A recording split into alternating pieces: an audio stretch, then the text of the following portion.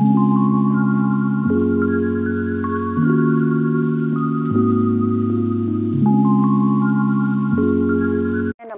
देशपांडवी पसंत माझ्या YouTube channel कविता फूडमध्ये तुमचं स्वागत आहे।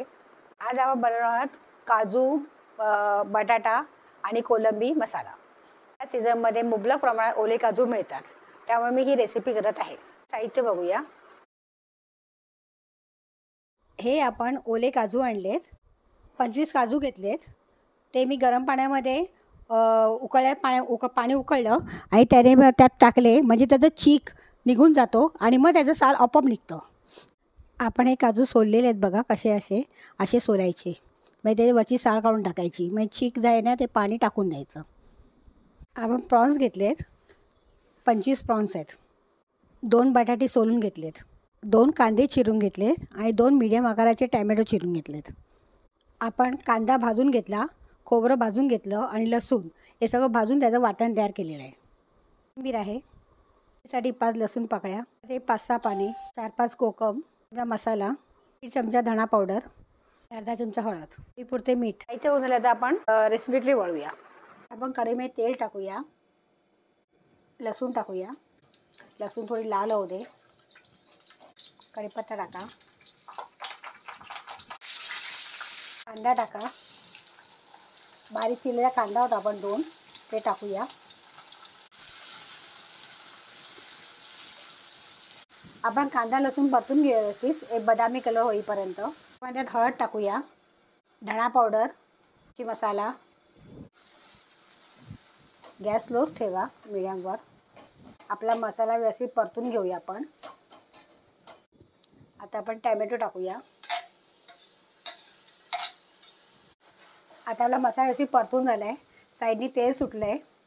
आता आपण त्यात बटाटे टाकूया।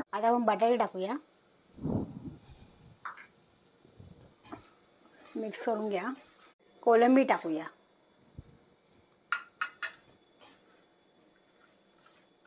आता आपण झाकण ठेवूया आणि 5-10 मिनिटं त्याला वाफ देऊया। आता आपण झाकण काढूया।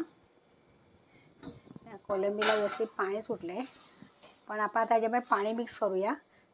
थंड पाणी नाही टाकायचं, गरम पाणीच टाकायचं। आता आपण कोलंबी शिजायला ठेवूया, बटाटा आणि कोलंबी शिजली पाहिजे। झाकण काढूया आणि बघूया।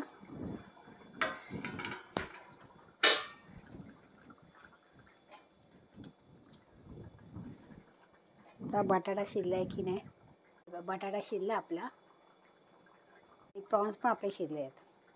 त्या स्टेजला आपण काजू टाकूया, आपण जे काजू सोलून घेतले होते, मिक्स करूया। आता मग वाटलेला मसाला होता गरम मसाला, तो त्यामध्ये ॲड करूया,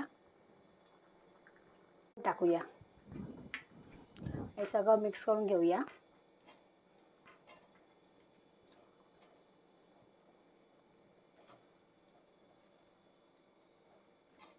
आता आपण त्यामध्ये मीठ टाकूया, अंदाजे चवीप्रमाणे मीठ करा। आता झाकण ठेवून आपण अजून एक 5-10 मिनिटं त्यांना वाफ आणूया। कोलंबी काजू मसाला।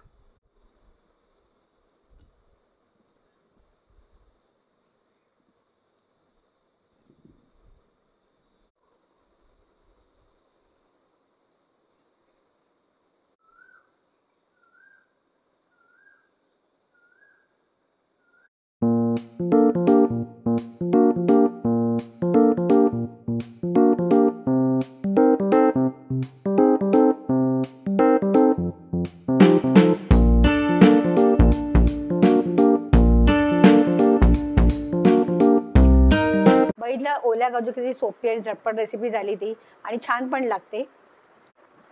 माझी रेसिपी तुम्हाला आवडली असेल तर लाईक करा, सबस्क्राईब करा आणि बेल बटनवर क्लिक करा।